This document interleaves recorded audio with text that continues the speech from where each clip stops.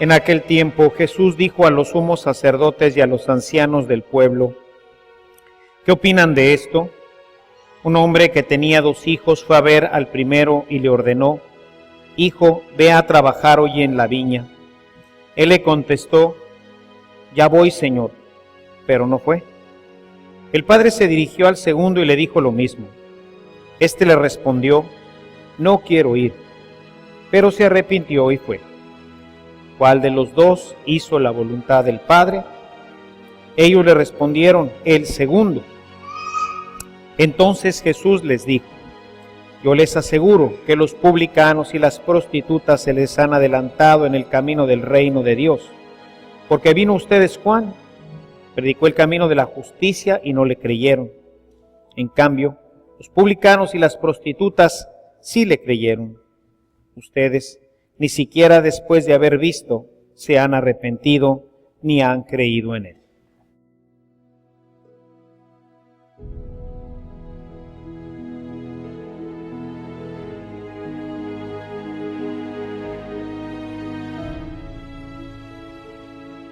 El tema que nos presenta hoy en los textos, tanto de la primera lectura como el de la segunda, pues es una invitación a una conversión profunda. Una conversión que no se quede en algunas superficialidades que a veces puede ir pasando en nuestra vida. Y que yo lo identifico siempre y lo llamo como el riesgo de la normalidad. Es decir, el que no venía a misa y ahora viene a misa, pues dice: ya la hice, el problema resuelto. La cosa es venir a misa. Pues no. Recuerden ustedes que el cristianismo tiene que ver con la vida que cada uno de nosotros vive en sus ambientes particulares. La casa, el trabajo, la oficina, nuestro barrio, la escuela. Ahí es en donde somos realmente cristianos. Y por eso hoy quiero orientar un poquito la homilía sobre el tema de la congruencia. ¿Qué tan congruente es nuestra vida actualmente? Hemos venido a misa durante mucho tiempo. Creo que la mayoría pues ha venido a misa probablemente desde que es joven. Podríamos decir que lo que hemos escuchado lo hemos llevado a nuestra vida personal, que la gente puede distinguir claramente que nosotros somos cristianos. Esa es la pregunta que al final de nuestra reflexión tendríamos que regresar a ella. ¿Verdaderamente se nota? Porque como he dicho en otras ocasiones, si no se nota, pues es que no somos. ¿Okay? Hoy el texto evangélico nos presenta este momento en que Jesús hace una comparación para pues hacerle ver a los fariseos que no se trata simplemente de un sí a medias, sino que este sí se tiene que ver traducido en una vida de congruencia, en una conversión, en un cambio. Cambio que hasta donde alcanza a ver Jesús, pues no se ha dado en ellos, pero sí se ha dado en las prostitutas y en los publicanos. La gente que ellos consideran como inservible, la gente que no tiene participación en el reino de los cielos, pues resulta que ellos sí la tienen y ellos que se creen que son los mejores no la tienen. ¿Por qué? Porque puede ser que les pasara a ellos como a veces les pasa a muchos de nuestros católicos, en donde quizás podríamos estar alguno de nosotros. El fariseo era un hombre legalista, no le fallaba, como ya lo hemos visto en otras ocasiones, no le fallaba a ningún precepto que tuviera que ver con normas de la ley, como por ejemplo el asistir a la sinagoga, o pagar sus diezmos, o hacer este tipo de situaciones que pues no representan un cambio real en la vida de nadie. A veces nos pasa a nosotros los católicos que pensamos que somos unos buenos practicantes, unos buenos católicos, porque le fallamos a misa. Incluso algunos pues hasta sienten que han dado un paso más porque ya se confiesan y comulgan, cosa que probablemente antes no hacían. Y qué bueno que ahora lo hacemos. Gente que no venía a misa y ahora viene a misa, hombre, excelente, qué bueno. La gente que venía a misa pero no se confesaba y no comulgaba, pues ha dado un paso maravilloso, excelente. Pero eso se queda aquí, en tu casa, en tus ambientes. Esto que tú realizas en el templo se traslada. Esto que tú escuchas cada semana se va asimilando en tu vida, de tal manera que se vaya convirtiendo esto que celebramos en una vida cristiana. No le pasaba en aquel tiempo a los fariseos. Y por eso les pone esta comparación. Había dos chavos. Uno le dice a su papá, sí, estoy de acuerdo, pero finalmente no hace lo que le dice. Y el otro que le dice, pues no quiero ir, pero finalmente sí va. Y los compara. Los fariseos serían esos que dicen, sí, qué bonito, como estamos ahorita aquí en misa, ¿verdad? Qué bonito lo que dijo el Padre y qué razón tiene. Sería bueno que lo pudiéramos vivir. Pero finalmente salimos de misa, se nos olvida, ya no nos acordamos, y entonces, pues finalmente, pues no hicimos lo que Él nos pedía. Se refiere a este muchacho que dice que sí, pero a la hora de la hora no. El otro, por el contrario, que es el que identifica con las prostitutas y los pecadores, pues esos, pues no les gustó mucho el tema que les estaban predicando, pero sin embargo se pusieron a pensar y finalmente sí lo hicieron. Hay un texto con el que quisiera hoy arrancar desde la Sagrada Escritura este momento de reflexión que está en el Evangelio de San Lucas, el capítulo 7, a propósito de lo que dice Jesús.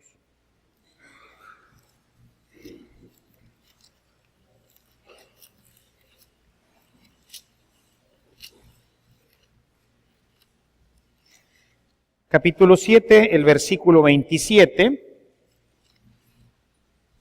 dice Jesús, Juan es aquel de quien dice la Escritura, yo envío mi mensajero delante de ti para que te prepare el camino.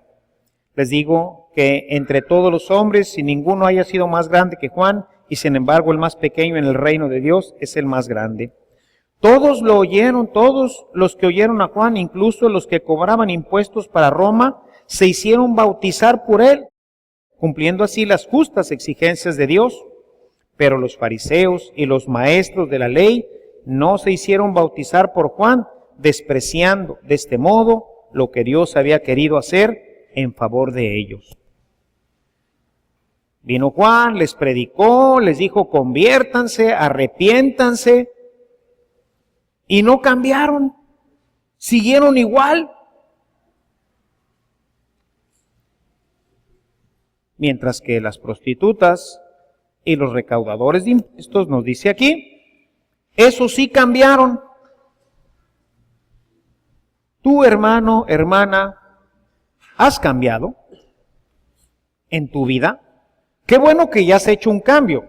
Si antes no venías a misa y ya vienes a misa, ya hiciste un cambio. Si antes no te confesabas y ahora te confiesas, pues ya hiciste también un cambio. Si antes no comulgabas y ahora comulgas, ya hiciste también un cambio. Pero los que ya se confesaban y comulgaban, hemos hecho un cambio ahora ya en nuestra propia vida. Esta participación que tienes, ¿se nota? ¿Se ve que eres ya un verdadero cristiano?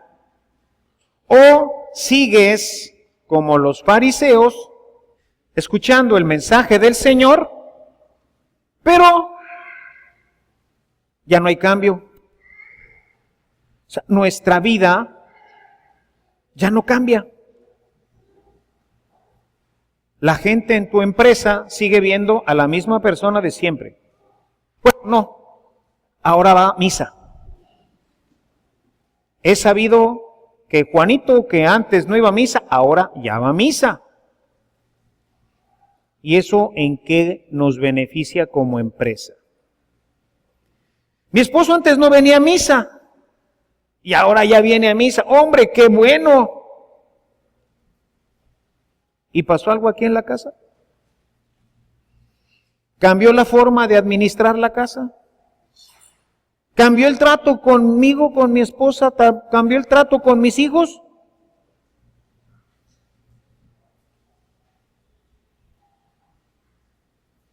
Antes mi hijo no iba a misa y ahora ya viene a misa, hasta forma parte de un coro.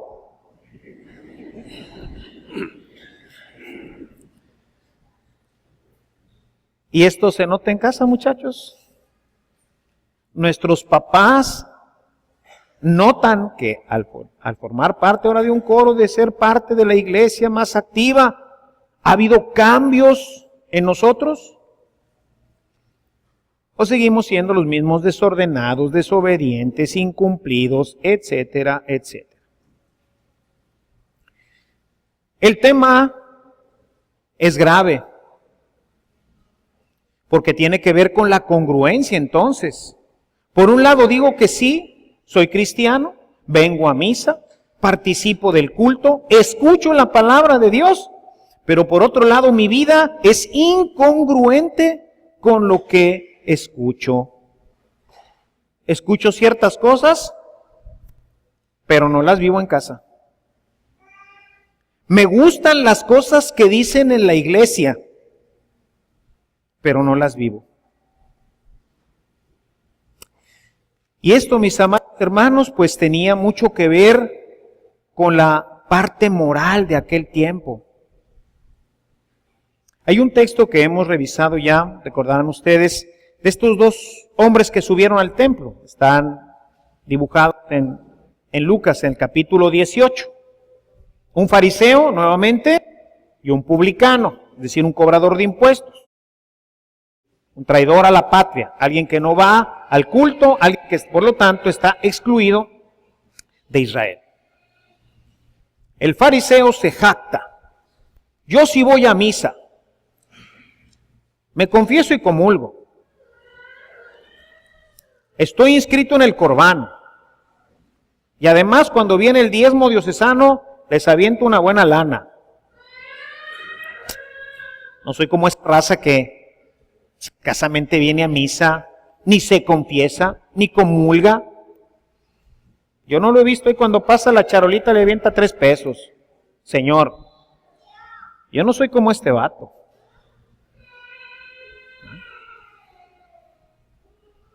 Muy cumplidos aquí, pero en casa diferentes. En cambio el otro pobre dice, Señor, pues sí, pues yo vengo poco a misa, no me he confesado, no he comulgado, pero ayúdame, porque quiero cambiar. Y esa es la diferencia. La diferencia en el cristianismo no existe solamente en el que viene a misa, en el que se confiesa y comulga. ¡Qué bueno que lo hacen! Pero eso se tiene que ver proyectado, se tiene que ver traducido en acciones muy concretas en nuestra casa. ¿Ya vienes a misa? ¡Qué bueno! ¿Y se nota con tu esposo? ¿Con tu esposa? ¿O sigue siendo la misma mujer gritona, regañona, de mal carácter y mal temperamento? ¿Se nota? Porque si no se nota, entonces la situación se pone muy grave.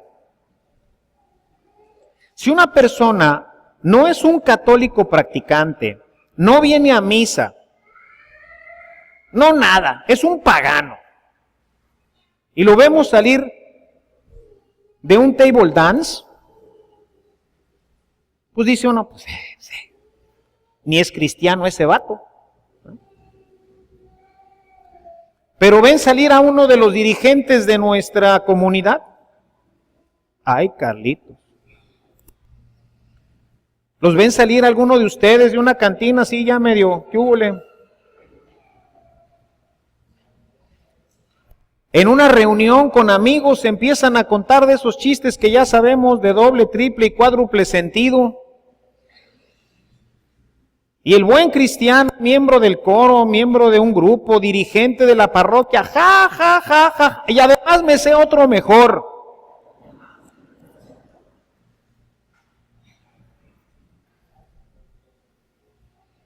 ¿Qué pasa ahí, hermanos? ¿Qué pasa ahí? Esto daña a la iglesia. La falta de congruencia en el cristiano daña a la iglesia. Y la daña más gravemente el que está más alto, pero el que está más bajo también la daña. Si vemos salir a un cristiano mediocre, católico, bautizado, que no tiene ningún compromiso con la iglesia, pues la iglesia dice, sí, así son todos, mira, les vale queso, ¿no? Ya ven que por eso todos los hermanos separados pues nos critican tanto, ¿no? Porque dicen que aquí en el catolicismo nos podemos emborrachar, hacer y deshacer, que finalmente como quiera vas, te confieses y se arregló el asunto. Así que el otro día platicaba con amigos sobre este tema y les decía, es increíble que a veces confieso una persona, me la encuentro el próximo lunes para confesarla y me dice que no alcanzó ni siquiera a comulgar el domingo. Es decir, no pudo sostenerse en gracia ni siquiera para comulgar el domingo y ya volvió a pecar gravemente. Estamos acostumbrados a que, bueno, pues me confieso, total, y luego total, si se me pasan 3, 4 semanas, no pasa nada. ¿Sí? Eso, hermanos, ha dañado grandemente a la iglesia. Ahora imagínense qué pasa si en vez de ser un cristianillo ahí nada más de esos bautizados que no tiene ningún compromiso con la iglesia, ¿qué pasa si ven salir a un chavo que saben que está en uno de los cursos, de los coros, o imagínense a un líder, a uno de los dirigentes de uno de nuestros grupos, o que uno de los dirigentes de nuestros grupos embaraza a la novia? ¡Ay, Carlitos! Ahora imagínense que no es un dirigente del grupo, imagínense que es el sacerdote. O el obispo, o el papa. No tengo que platicarles mucho de los daños tan graves que han causado los escándalos sacerdotales en los últimos 10 años. Muchísima gente se ha retirado de la iglesia. Les hemos dado oportunidad a los enemigos de tener muchísimas herramientas, muchísimas armas para decir, esto no sirve, ¿para qué les hacen caso? Vean nada más lo que hacen. A lo mejor es uno. Como les digo, bueno, pues son muchísimos sacerdotes y bueno, uno es el que hizo esto. Bueno, es suficiente. Eso es suficiente, porque el escándalo en la iglesia daña a la iglesia, lastima a la esposa de Cristo. Por eso no podemos venir a misa y decir, ay, qué bonito, padre, que a todo dar, y luego irte a tu casa a tirar la manteca. Por eso el esposo muchas veces no quiere entrarle.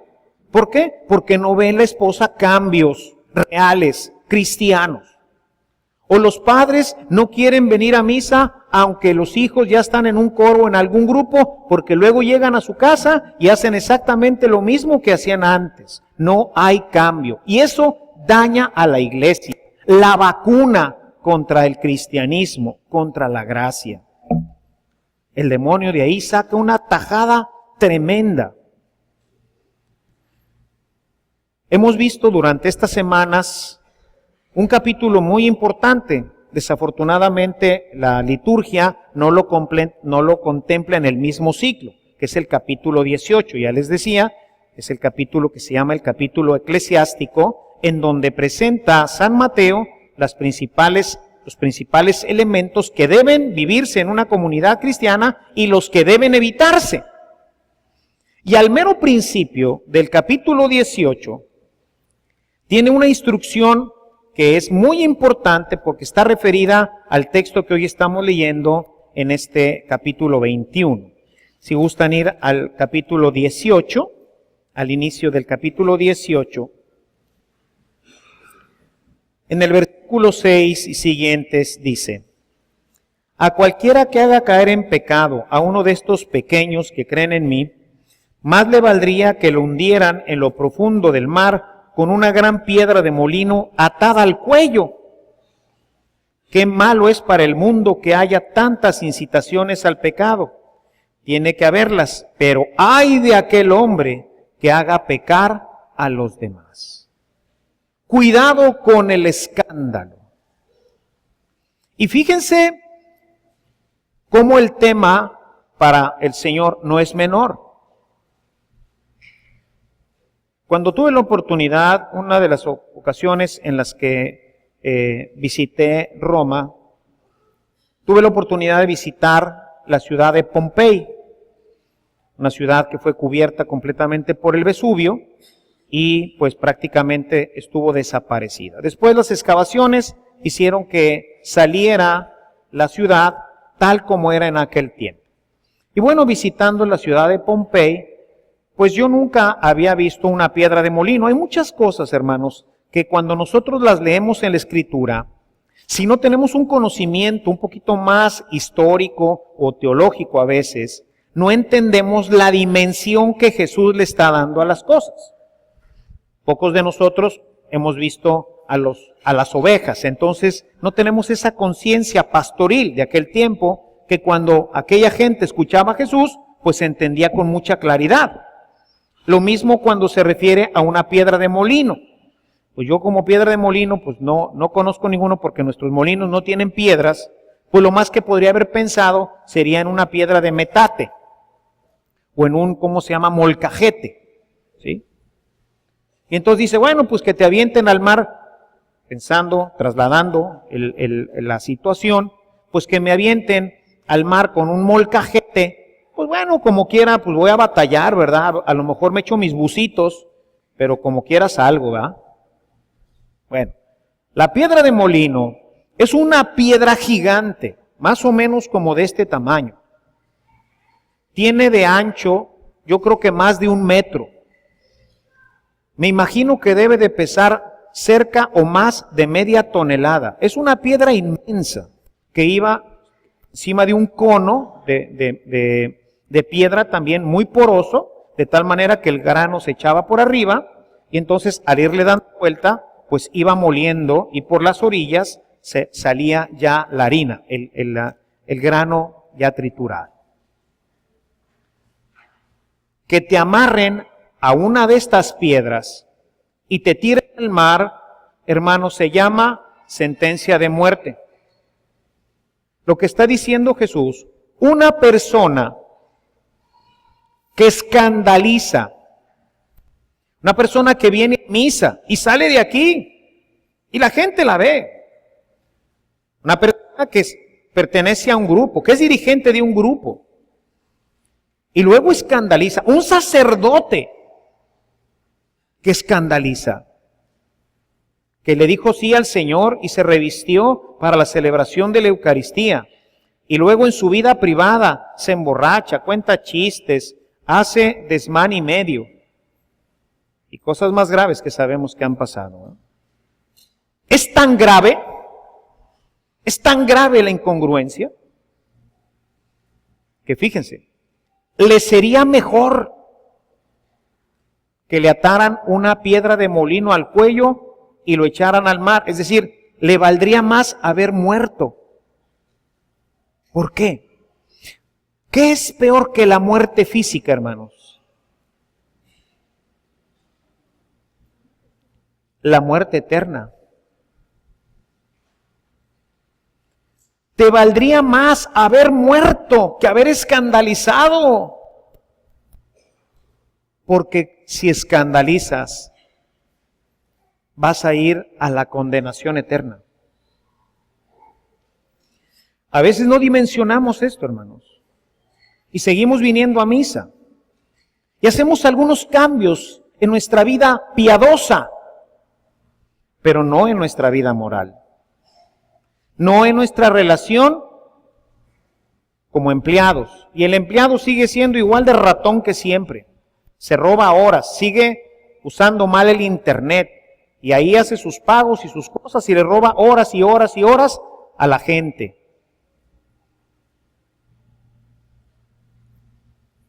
El patrón, golpe de pecho aquí, viene a misa, aceptó ser ministro extraordinario, da la comunión a sus hermanos, pero les paga sueldos miserables a sus empleados. Esa persona está referida en este texto. Esa persona es la que se parece al fariseo, no le falla aquí, hace cambios en su vida porque pues venir a misa, bueno, pues levantarme un poquito más temprano. Confesarme, bueno, pues sí, irle a decir al Padre ahí mis cosas. Pero cuando toca tu bolsa, cuando tienes que pagar más a tus empleados, cuando tienes que dejar de estar utilizando el internet para tus cosas personales en la empresa, para no tener que hacerlo en tu casa, pues entonces eso ya cambia. Ahí es en donde sí nos duele. Como al fariseo. Juan venía y les decía, hermanos, conviértanse, cambien su vida. Y el fariseo, ni más, seguía haciendo la misma cosa de siempre. Mientras que las prostitutas y los pecadores cambiaron. Cambiaron su vida. Dejaron de ser ese papá gruñón que siempre llegaba y maltrataba a los hijos, que se emborrachaba. Dejó de ser eso. ¿Qué te pasó? Pues se hizo cristiano. Ay, Carlitos. No, va a misa y es ministro, pero sigue siendo el mismo papá de siempre. La misma mamá de siempre. El mismo hijo de siempre. Con consecuencias muchas veces nefastas. Para la iglesia, porque la gente te conoce. Ya les he platicado en otras ocasiones una de las experiencias tristes de mi vida tratando de convencer a un compañero de trabajo antes de que entrara al seminario, y no lo pude lograr porque me dice, mira, la diferencia entre mi persona y este amigo que los dos conocíamos, y lo conocíamos porque esta persona formaba parte era parte de una organización en la iglesia. Y me decía, la diferencia entre nosotros dos es que solamente que él va a misa y yo no. Pero nuestras vidas son iguales. ¿Cómo le ganas? Es una persona que no va a regresar a la iglesia por culpa del mal testimonio de otro cristiano ahí en la empresa. Por eso es que el castigo es terrible. La incongruencia es terrible. Venir a misa y luego andarla regando allá afuera, delante de la gente. Eso daña gravemente a nuestra iglesia. Y a veces somos de estos, hermanos. A veces somos de estos. Y por eso hay un texto que les quiero leer. Perdón, en Romanos 2:24,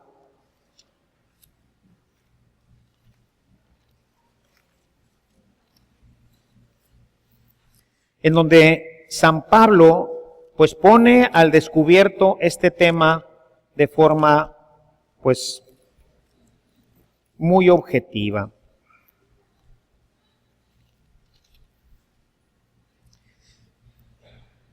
Dice, con razón dice la Escritura, los paganos ofenden a Dios por culpa de ustedes.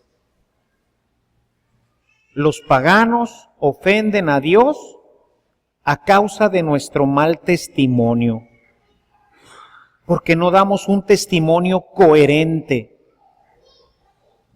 Y esto vean que tiene graves repercusiones en nuestra propia vida, hermanos. Venir a misa, comulgar, confesarnos, tiene que traducirse forzosamente en un cambio en mi relación de mi matrimonio. No puedo ser el mismo marido que era antes de venir a misa o que era antes de comulgar. No puedo ser la misma persona. Y si sigo siendo, quiere decir que soy como un fariseo. Nada más lo hago por aparentar. Ahí va el fariseo, ¿verdad? Con sus filacterias aquí, jalándoselas para que todo el mundo los considerara que era muy bueno y muy santo. Pero su vida no cambiaba. La mujer prostituta se enroló su changarro, ¿verdad? Se acabó el asunto. Voy a cambiar mi vida. No es la misma persona. A los que cobraban impuestos les dijo, ¿y nosotros qué hacemos si de esto comemos? Les dijo Juan, bueno, está bien, ese es su trabajo, no hay problema, pero no cobren más de lo que deben. Y a los soldados, no arresten injustamente ni reciban sobornos.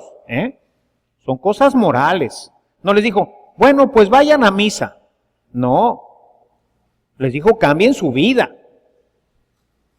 Y a los fariseos les dijo lo mismo, nomás que esto lo mandaron por un tubo. Y a veces nos pasa así, hermanos.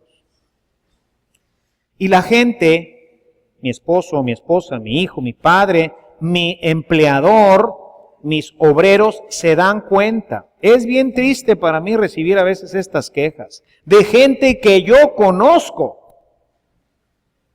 que son ministros de la comunión, que forman parte de organizaciones de la iglesia y que tratan bien mal a sus empleados. ¿Cómo me los traigo a esos empleados para acá? Está bien difícil. El mal testimonio golpea terriblemente a la sociedad cristiana. Golpea terriblemente la posibilidad de hacerles una invitación. Y los paganos, dice San Pablo a los romanos, y los paganos se burlan de nuestro Dios a causa de su mal testimonio. De que ustedes siguen diciendo leperadas, siguen contando chistes obscenos, siguen siendo pues como el Juan Charrasqueado, ¿verdad? Parrandero, borracho y no sé qué más, ¿verdad?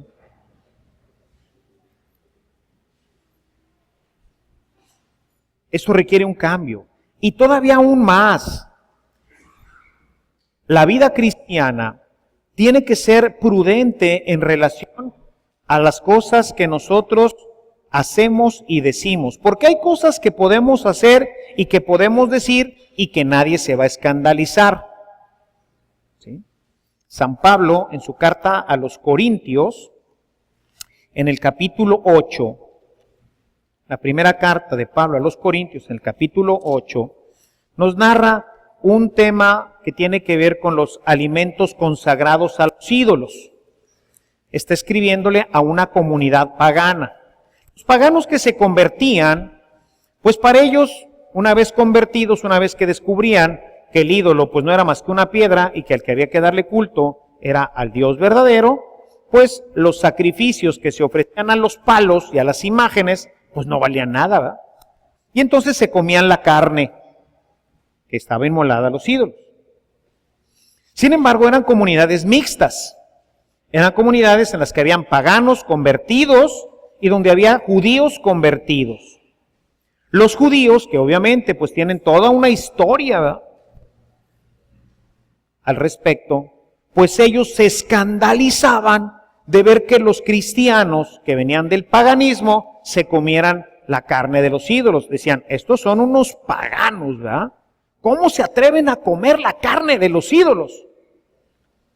San Pablo concluye este texto diciendo, no todos conocen la verdad. Algunos que estaban acostumbrados a adorar ídolos todavía comen de esos alimentos pensando que fueron ofrecidos a los dioses y su conciencia, que es débil, los hace sentirse contaminados por el ídolo.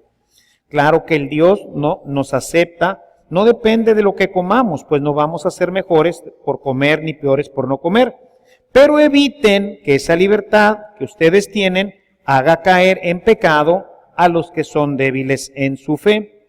Porque si tú, que sabes estas cosas, te sientas a comer en un lugar dedicado a los ídolos, y algún hermano débil te ve, puede suceder que él se anime a comer esta ofrenda hecha a un ídolo. Y así tú, por tu conocimiento, haces que se pierda tu hermano débil por quien Cristo también murió.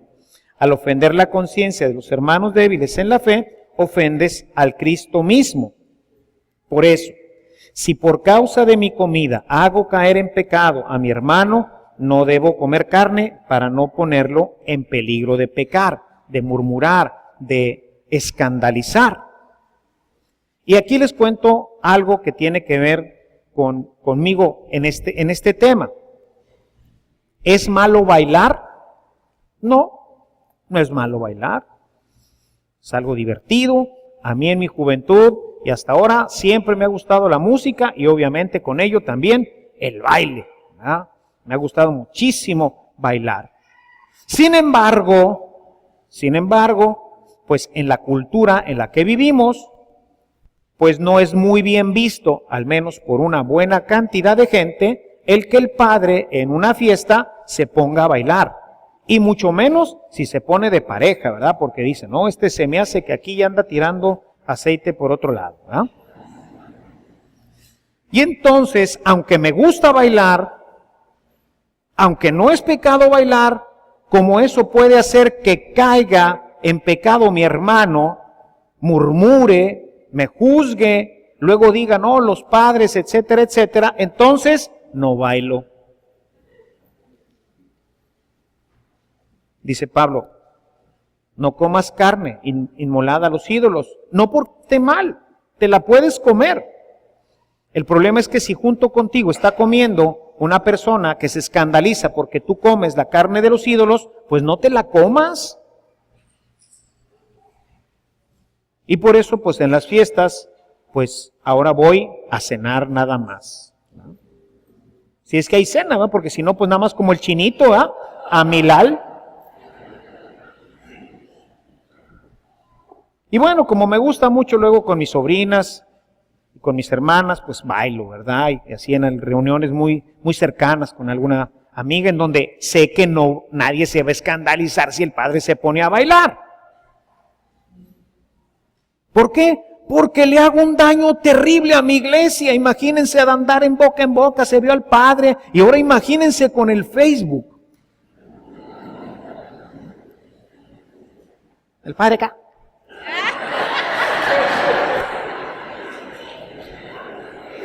No van a faltar comentarios negativos para la iglesia. Sí, así son los padres y bla, bla, bla, bla, bla, bla. Más me valdría, fíjense, más me valdría que me pusieran una piedra de molino. No, si con la de metate batallaría para salir, con una de molino, ni de chiste, ¿verdad? La congruencia, hermanos, en nuestra vida es la que hace que la gente se sienta invitada a participar. La incongruencia retira a la gente de la iglesia, la lastima, la mancha, la deteriora. Por eso tenemos que tener mucho cuidado, sobre todo los chavos, porque ustedes son la invitación para las nuevas generaciones.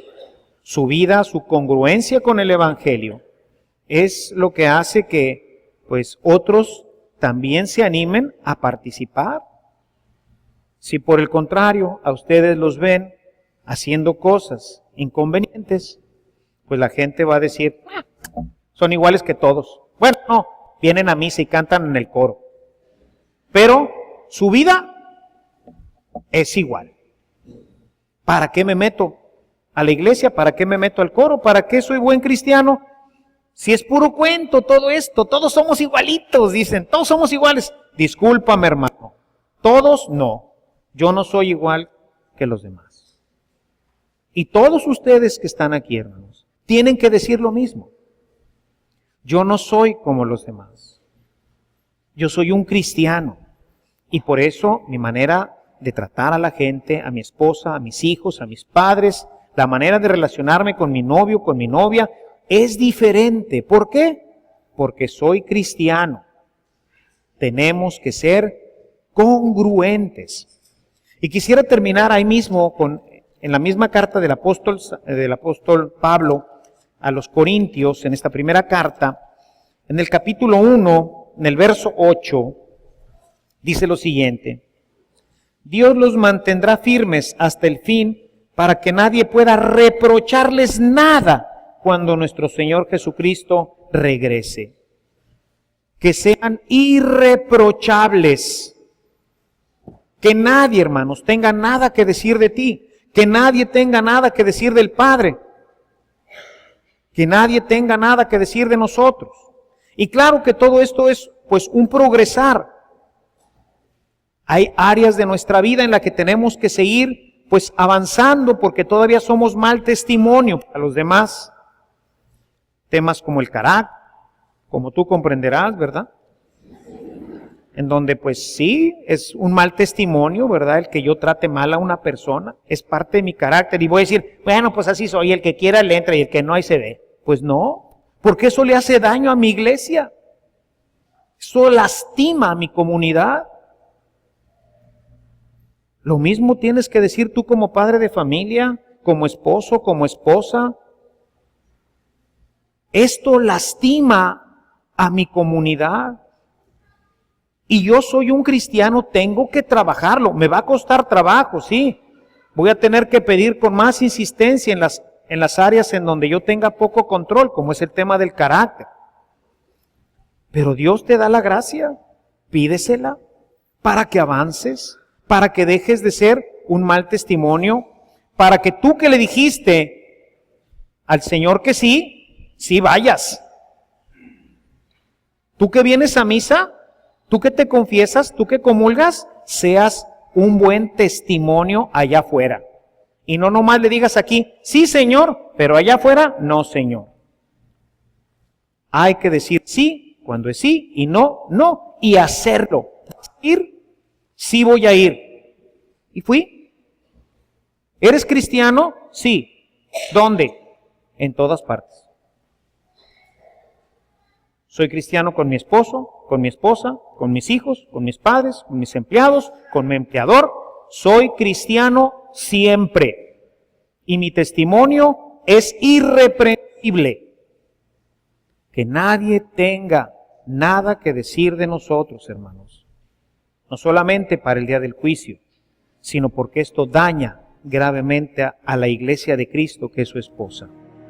Busquemos ser congruentes.